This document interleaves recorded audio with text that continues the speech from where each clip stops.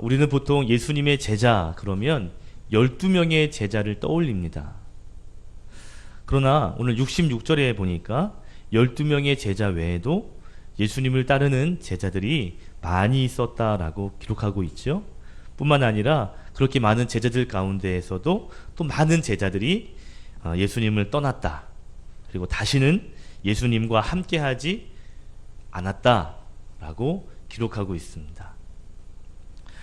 예수님의 제자가 굉장히 많았다는 것, 12명 외에도 많았다는 것, 그리고 또 한 가지는 그렇게 많은 제자들이 있는데도 불구하고 또 많은 제자들이 예수님을 떠났다는 것입니다.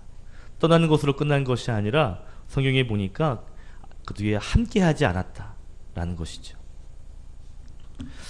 어떻게 보면 오늘 말씀은 조금 가슴 아픈 이야기입니다.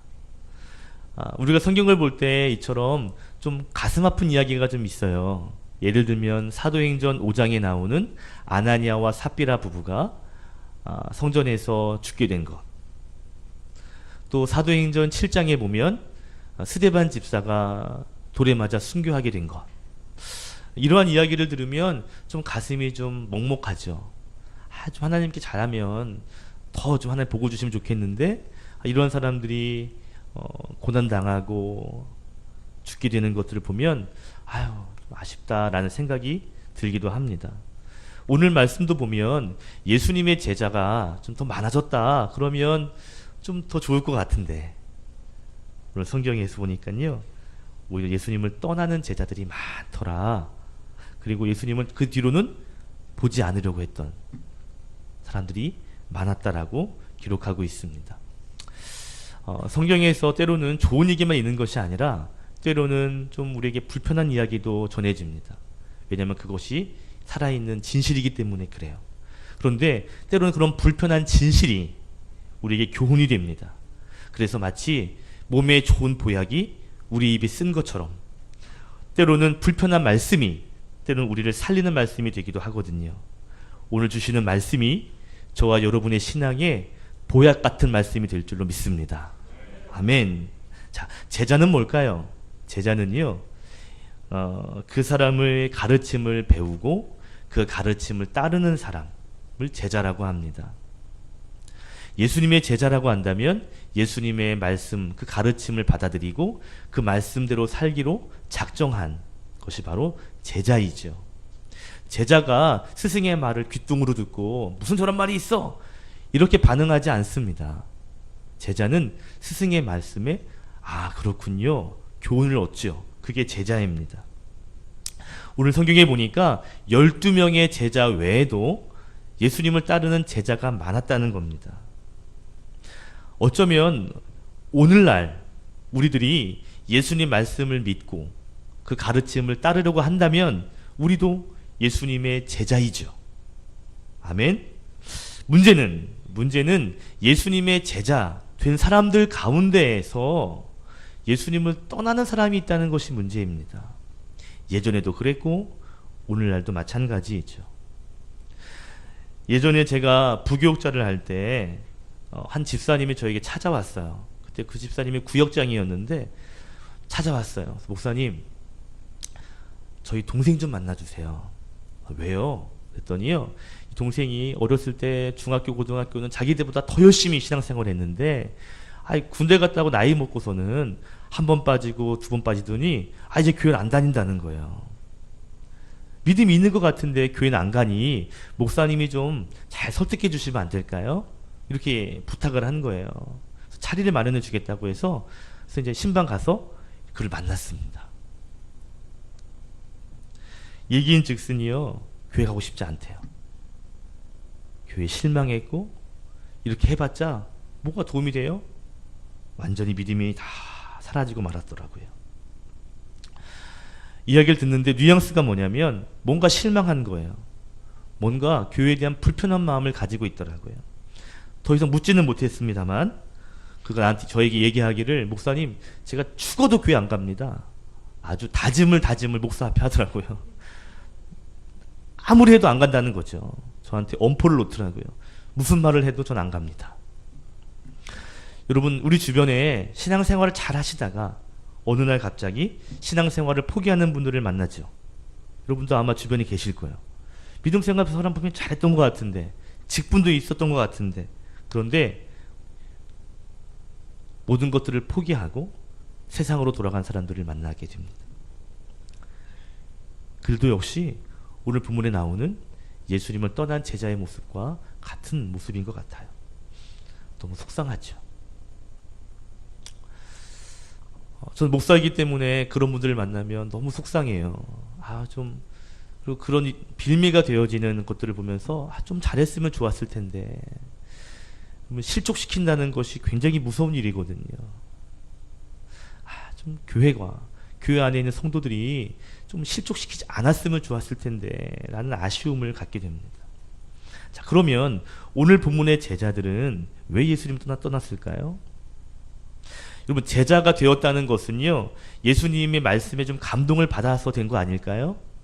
제자가 된다고 결심했다면 예수님께 받은 그 말씀이, 그 가르침이, 그 기적이 은혜가 되어서 나도 한번 예수 믿어봐야 되겠다, 내가 예수님 따라가야 되겠다 라고 결심한 사람들이 제자가 된 거 아니에요. 감동이 있고 은혜가 있어서 제자가 되었는데, 내가 믿음이 생기고 내가 믿음대로 살겠다고 작정한 사람들이 제자들인데, 그런데 하루아침에 예수님을 떠나는 일이 왜 일어나게 된 거냐 이거죠. 왜 떠났을까요? 오늘 나누고 싶은 영적인 교훈이 두 가지가 있는데, 첫 번째는 뭐냐면, 따라합시다. 말씀을 잘 소화해야 예수님을 잘 따를 수 있습니다. 여러분, 왜 예수님 제자들이 예수님 떠났을까요? 예수님 말씀을 잘 소화하지 못했기 때문이에요. 60절과 61절 같이 읽겠습니다. 시작. 여럿이 듣고 말하되 이 말씀은 어렵도다, 누가 들을 수 있느냐 한데, 예수께서 스스로 제자들이 이 말씀에 대하여 수군거리는 줄 아시고 이르시되 이 말이 너희에게 걸림이 되느냐. 아멘. 제자들이 말씀을 들었는데 어려운 거예요. 이 말씀이 어렵도다, 누가 이 말씀을 제대로 들을 수 있겠냐. 근데 61절에 보니까 수군거리는 것, 이 수근거린다는 말은 다른 성경에 보니까 못마땅해 한다라는 것이죠. 그러니까 수근거린다는 게, 어렵다, 무슨 뜻이야? 뭐지? 이게 수근거린 게 아니고요, 이게 무슨 말이야? 말 같지도 않은 말이야. 이렇게 말했다는 거죠. 누가요? 제자들이. 그때 61절에 주님 말씀하십니다. 이 말이 너에게 걸림이 되느냐? 여러분, 영어 성경에 보면 이게 offend you예요. 뭐냐면 너에게 불쾌하냐? 이 말이 너에게 기분이 상하게 하더냐? 라는 뜻입니다. 그러니까 예수님 말씀을 듣고 이 말씀을 소화하지 못하고요, 불쾌하게 여긴 겁니다. 무슨 이런 말씀이 있어? 기분 나쁜 것이죠. 너 이 말이 너 불쾌하냐? 라고 물으십니다. 예수님 말씀을 못 알아들은 게 아니에요. 말이 무슨 뜻이지? 이해를 못한 게 아닙니다. 그 말을 믿지 못하고요, 불쾌하게 여긴 것이죠. 이게 무슨 말씀이 저래? 라고 말했던 것입니다. 여러분, 말씀을 잘 소화한다라는 것은 말씀을 잘 이해했다라는 것이 아니에요. 그 말씀을 믿음으로 인정했다는 것입니다. 하나님의 말씀을 그냥 이해하는 정도, 그런 일이 있었구나, 이렇게 이해하는 정도가 아니라, 말씀을 소화했다는 것은 그 말씀이 내 가운데 들어오게 되고 믿음으로 수용하고 받아들여서 그 말씀이 내 말씀이 되었다는 것입니다. 이게 말씀을 소화한 거예요. 우리는 보통 성경 말씀을 잘 이해가 되면 이런 거구나 라는 정도에 머물 때가 많습니다. 물론 하나님의 말씀이 이해되는 것도 중요하죠. 그러나 하나님의 말씀이 이해 안 될 때가 많습니다. 그러면 하나님이 말씀으로 창조하신 이야기가 처음부터 말씀이 시작되는데, 창세기부터 말씀으로 어떻게 세상이 창조가 돼요? 이게 우리의 지식과 우리의 수준으로 어떻게 이해가 되냐고요. 아니, 말하는데 막 생겨나요. 창조가 됐대요. 이게 어떻게 생기냐고요.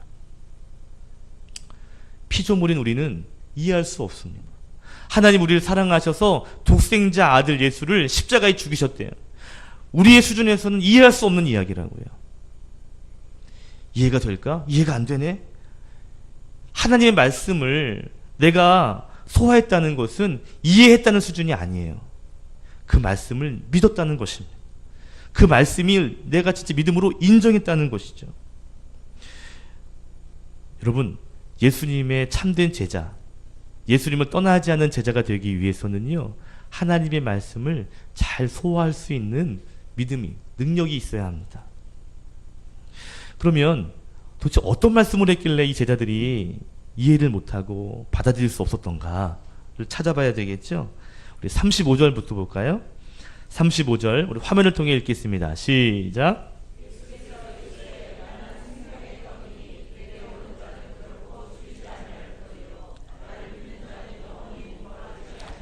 41절 시작. 자기가 하늘에서 내려온 떡이라 하심으로 유대인들이 예수에 대하여 내가 떡이다 이 말에부터 지금 수근거리기 시작하죠. 자, 48절에 보니까 내가 곧 생명의 떡이다. 51절 시작. 나는 하늘에서 내려온 살아있는 떡이니 사람이 이 떡을 먹으면 영생하리라. 내가 줄 떡은 곧 세상의 생명을 위한 내 살이니라 하시니라. 아멘. 예수님 뭐라고 말씀하시냐면 내가 하늘의 떡, 생명의 떡이다 라고 말씀하십니다. 그리고 그 뒤에 뭐라고 말씀하시냐면 이 떡을 먹어라, 내 살을 먹어라 라고 말씀을 하신 거예요. 제자들이 황당한 거죠. 우리가 식인종이냐? 어떻게 사람을 살을 먹냐? 사람의 피를 어떻게 마시냐? 유대인들은요, 먹는 것에 대하여 율법이 정해준 것만 먹습니다. 부정한 건 먹지 못하죠. 먹을 수 없습니다. 사람을 먹어요? 있을 수도 없는 일이에요. 그런데 나를 먹어라. 이건 이해할 수 없는 일입니다. 오히려 불편한 일입니다. 여러분 그 뒤에 53절부터 58절 예수님 말씀하시거든요. 같이 읽어볼게요. 53절로부터 58절 성경과 화면을 통해 읽겠습니다. 시작. 예수께서 이르시되 내가 진실로 진실로 너희에게 이르노니 인자의 살을 먹지 아니하고 인자의 피를 마시지 아니하면 너희 속에 생명이 없느니라. 내 살을 먹고 내 피를 마시는 자는 영생을 가졌고 마지막 날에 내가 그를 다시 살리리니 내 살은 참된 양식이요 내 피는 참된 음료로다.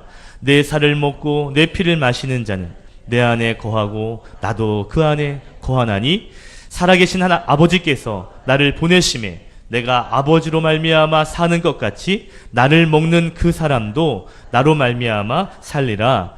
이것은 하늘에서 내려온 떡이니 조상들이 먹고도 죽은 그것과는 같지 아니하여 이 떡을 먹는 자는 영원히 살리라. 아멘. 예수님 말씀하시기를 나를 먹어라, 내 살을 먹어라, 내 피를 마셔라, 영원히 산다, 나는 영생의 떡이다, 나를 먹어 라고 말씀을 했다는 것이죠. 이 말에 제자들이 떠난 것입니다. 우리가 식인종이냐? 어떻게 사람을 막 먹고 사람의 피를 마시냐? 오해한 것이죠. 자꾸 예수님께서 떡 먹어라 먹어라 하니까요 불쾌한 거예요. 결국은 떠났습니다. 사실요 예수님께서 이 말씀을 하신 배경이 있어요. 여러분 이 내가 떡이다, 나를 먹어라 하는 이야기의 출발은 어디서 출발하냐면 요한복음 1장 1절부터 13절에 보면 오병이어의 기적으로 출발합니다. 오병이어의 기적이 어떤 기적이죠? 물고기가 생선이잖아요. 물고기와 떡으로 남자만 5,000명을 먹인 사건이에요. 어린아이와 노인과 여자까지 포함하면 어떤 성경에서 한 15,000명에서 2만 명가량이 배부르게 먹고도 12광주리가 남은 기적이 오병이어입니다. 오병이어의 기적의 재료가 뭐예요? 떡과 고기예요. 떡이 나오죠. 문제는 뭐냐면 예수님께서 오병이어의 기적을 행하셨단 말이죠. 배부르게 먹었습니다. 그때 사람들이 어떻게 생각했냐면 이 사람이 왕이 되면 무슨 문제는 없다? 먹을 거 사는 문제는 없다. 왜요? 요만큼 떡만 주면 어떻게 되니까? 다 배부르게 먹을 수 있으니까. 15절 말씀 보면 그 뒤에 많은 사람들이 예수님을 임금으로 왕으려고 섬기려 했습니다. 15절 말씀 읽어볼게요. 시작. 그러므로 예수께서 그들이 와서 자기를 억지로 붙들어 임금으로 삼으려는 줄 아시고 다시 혼자 산으로 떠나 가시니라. 왜 예수님을 임금 되게 하려고 했을까요? 떡 문제가 해결되기 때문입니다. 먹는 문제가 해결되니까 힘들게 일하지 않고도 먹고 살 수 있거든요. 예수님 왕이 되면 이제 먹는 문제만큼은 죽을 때까지 걱정 안 해도 된다라는 생각을 했던 것이죠. 예수님께서는 그들의 의도를 아시고 혼자 기도하러 가셨습니다. 자, 그런 다음에 23절에 보니까요, 다시 예수님께서 한 마을로 오셨는데 23절에 보니까 그곳이 디베랴라고 하는 마을이에요. 그곳은 어떤 곳이냐면 오병이의 기적이 행해지었던 그 도시입니다. 사람들 다시 모이기 시작합니다. 왜 모였을까요? 왜 모였을까요? 이게 웬 떡이냐? 떡의 문제를 지금 또 해결하고 싶은 거죠. 또 보고 싶은 거예요. 우리 26절과 27절에 예수님께서 그 말씀을 하시거든요. 26절, 27절 같이 읽어볼까요? 시작. 예수께서 대답하여 이르시되 너희가 나를 찾는 것은 표적을 본 까닭이요 떡을 그러므로 예수님께서 그들에게 와서 자기를 억지로 떠나 가시니라. 아멘. 27절 시작. 썩을 양식을 위하여 일하지 말고 영생토록 하는 이 양식은 인자가 너희에게 주리니 인자는 아버지 하나님께서 인치신 자니라. 아멘. 자, 많은 사람들이 다시 예수님께 찾아온 이유는 역시 떡의 문제였습니다. 지난번 오병이어 때의 기적도 생각하면서 또 기적이 일어나겠구나. 그때 예수님께서 제자들과 또 거기 모인 모든 사람들에게 말씀하시기를 여러분 내가 떡이요 내가 하늘의 떡입니다. 나를 먹으십시오 라고 말을 한 것이죠. 내가 참떡이다. 내가 생명의 떡이다. 내가 하늘로부터 내려온 떡이다. 나를 먹지 않고는 영원한 생명에 이를 수 없다 라고 말씀하고 있는 것이죠. 왜 떡이라고 표현한 것이죠? 떡을 바라보고 왔기 때문에 그렇습니다. 이 말씀은 나를 먹어라 라는 것은 정말 나를 먹으라는 것이 아니라 나를 통해 구원을 받으라는 것이죠. 나를 믿고 구원 얻으라는 것입니다. 그것이 예수님의 의도입니다. 그런데 그 주변의 사람들, 제자들은요, 이것을 이해하지 못했어요. 신앙적으로 소화하지 못했습니다. 말씀을 소화하지 못했어요. 결국 실족하고 실망하고 분노하다가 예수님 제자를 포기하고요, 다시는 예수님을 보지 않는 사람으로 나아갔다는 것이죠. 저는 이런 생각이 들어요. 예수님의 정말 제자가 되기 위해서는요, 예수님 말씀을 잘 소화할 수 있는 능력이 필요하다는 것입니다. 중요한 것은 말씀을 소화한다는 것은요, 이해하는 것을 뛰어넘어서 말씀을 믿음으로 받아들이는 거예요. 말씀을 인정하는 것입니다. 때로는 내가 이해할 수 없지만 하나님의 말씀이고 하나님은 능력이 있기 때문에 그 말씀이 된다라는 것을 믿음으로 나아가는 것이 말씀을 소화하는 것이죠. 여러분, 하나님의 이 성경의 말씀에 있는 모든 이야기가 완벽하게 이해가 되고 야, 이게 정말 대단하구나 해서 믿을 수 있는 사람이 몇 명이나 있겠어요. 물론 믿음이 생기니까 나중에는 믿어지는 거예요. 그러나 이론적으로 설명이 되어가지고 믿는 사람은 많지 않을 겁니다. 어떻게 인간의 수준, 인간의 지식으로 창조주 하나님을 다 해석할 수 있겠어요? 여러분, 이 작은 그릇 안에 어떻게 바닷물을 다 담을 수 있겠어요? 그럴 수 없어요. 창조주 하나님의 그 놀라운 그분을 우리의 지식으로 어떻게 다 담고 해석할 수 있겠습니까? 그건 불가능합니다. 중요한 건 그런 내 마음의 믿음으로 인정하고 고백하면 그 모든 것들이 정말 실제로 내 삶 가운데 이루어지는 것이죠. 하나님께서 만드신 작은 태양 하나, 우리가 제대로 보지 못하는데 어떻게 하나님의 모든 것들을 다 볼 수 있겠습니까? 여러분, 태양 보셨어요? 12시에 눈 이렇게 떠가지고 태양 보세요. 못 봐요. 못 봐요. 하나님 만드신 그 태양 하나도 두 눈 뜨고 못 보는데 어떻게 그 천지 창조의 모든 것들을 다 볼 수 있겠습니까? 어떻게 다 이해할 수 있겠어요? 문제는 머리로 이해하는 것이 아니라 믿음으로, 마음으로 인정하고 믿는 것입니다.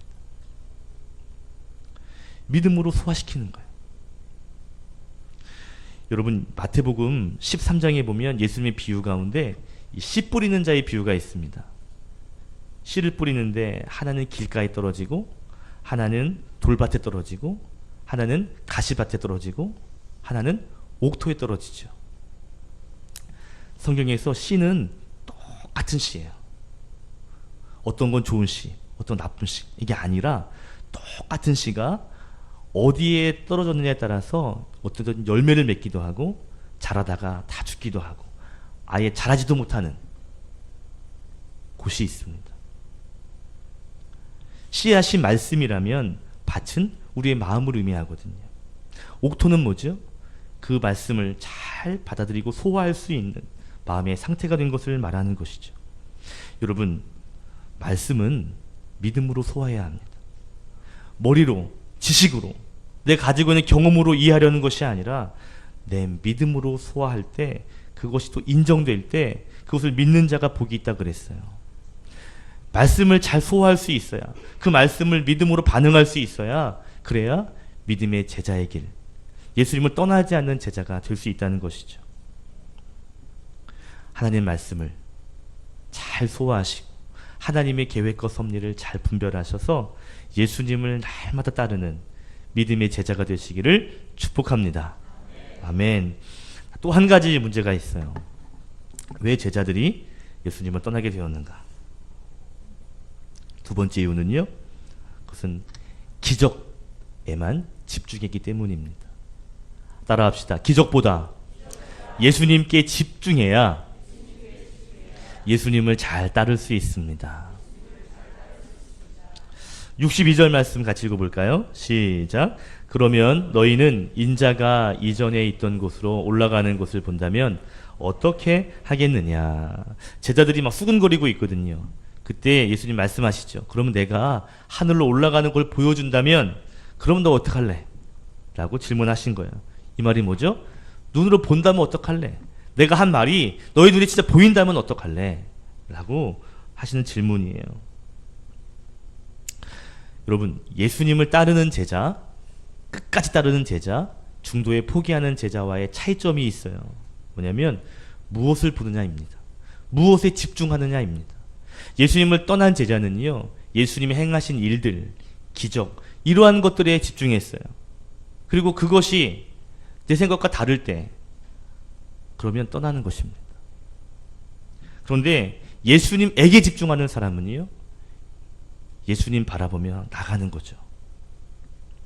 여러분, 예수님을 떠나지 않은 제자들은 그 되어지는 일이나 기적이나 환경이 아니라 그 주변에 예수님에 대한 것들이 아니라 예수님 자체에 집중하는 사람들입니다. 여러분, 67절에 보니까 12제자에게 묻죠. 너희도 가려느냐?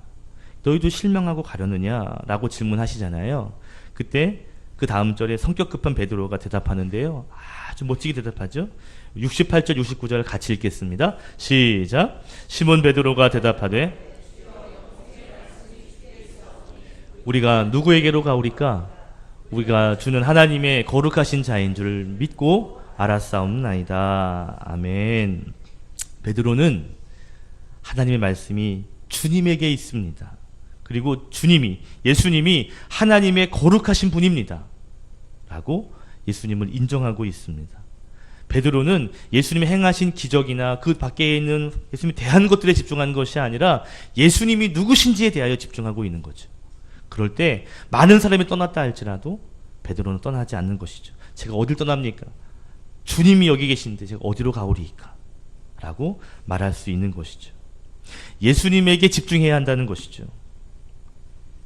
여러분, 많은 제자들이 있는데요, 예수님에 대하여 보는 사람들이 있고 예수님을 보는 사람이 있습니다.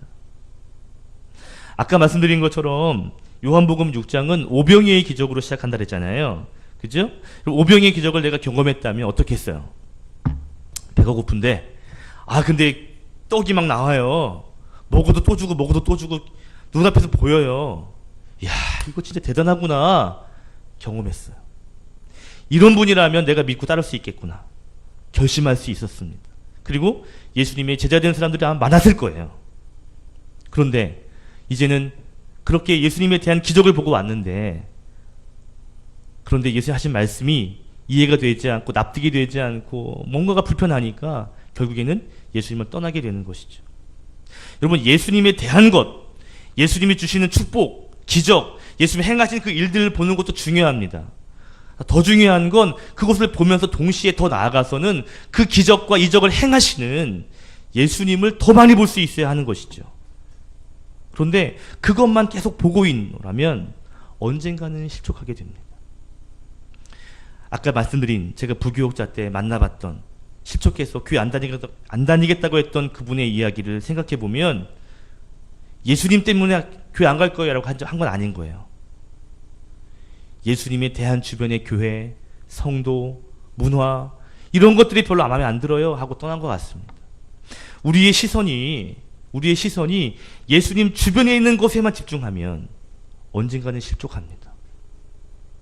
예수님께 집중해야 하는 것이죠. 우리가 전도할 때 옛날에 어떻게 했어요?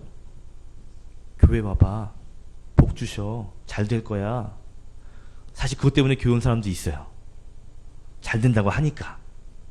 그런데 그 다음이 중요해요. 그것 때문에 왔는데 그것을 행하시는 그분이 누군지, 예수님이 어떠한 분인지를 더 깊이 알면 되는 거예요. 그런데 믿음이 발전되지 못해서 그 주변의 것들에만 신경을 쓰고 그것에만 영향을 받는다면 언젠가는 실족할 수 있고요. 그것 때문에 예수님 따르는 일에 방해될 수도 있는 것이죠. 예수님이 행하시는 일 중요합니다. 예수님이 기적 너무 좋아요. 예수님 복 주시는 거 너무 좋아요. 우리 형통케 하시는 것 너무 중요한 이야기입니다. 그러나 더 중요한 것은 그 일을 행하시는 그분이 어떠한 분인지, 그분 자체가 우리에게 더 중요해야 한다는 것이죠. 아멘. 제가 한번 예를 들어 볼게요. 일부 예배 때 김정혜 전사님이 계시길래 제가 그랬어요. 전사님, 결혼 기념일이 언제야 되나? 8월이래요. 8월. 기억하면 안 되는데. 생일이 언제야? 생일이 언제니까 8월이래요. 8월. 그래요. 그럼 생일인데 우리 이재진 전사님이, 남편이 다 꽃 한 송이를 다 갖고 온 거예요. 여보, 생일 축하해. 이러면서 꽃을 탁 줘요. 그러면서 내 아이 셋째가 지금 임신했잖아요. 너무 고마워. 그랬어요. 고마워, 괜찮아요. 그러는데 여보, 그게 끝이 아니야. 주머니에서 탁 꺼내는데 다이아 반지를 딱 주면서 여보 고마워, 생일 축하해 딱 했단 말이에요. 반응이 별로 안 좋으시네. 다이아 반지가 있다고 해보세요. 딱 줬다고 쳐보세요. 그럼 얼마나 좋겠어요. 그죠? 그러면 꽃다발과 다이아 반지가 중요한 거예요? 아니면 그걸 주는 남편과 그 남편의 사랑이 중요한 겁니까? 야, 다 이러면서 다이아가 나오다가 멈췄네요? 여러분, 남편의 사랑이 변하지 않으면 그 다음 다이아, 루비, 이재인 전사님 그러진 않겠지만 좋은 선물이 나올 수 있어요. 그것이 본질입니다. 남편과 사랑이 본질이에요. 사랑하기 때문에 다이아도 따라오고 꽃다발도 따라오고 케이크도 따라오고, 그 현상입니다. 다시 질문해 볼게요. 남편이 중요한 거예요? 다이아 반지가 중요한 거예요? 다이아 반지. 내가 이수경 권사님 그럴 줄 알았어요.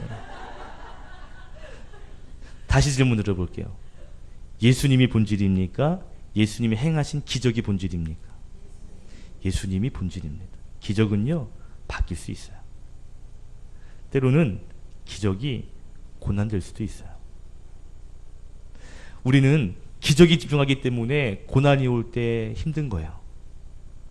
예수님께서 기적도 주실 수 있고 고난도 주실 수 있고 잘 되게 하실 수 있고 또 안 되게 하셔서 잘 되게 하실 수 있고 방법은 여러 가지입니다. 우리는 예수님에게 집중하는 것이 아니라 예수님이 주시는 그 손에만 집중하고 있는 것 같아요.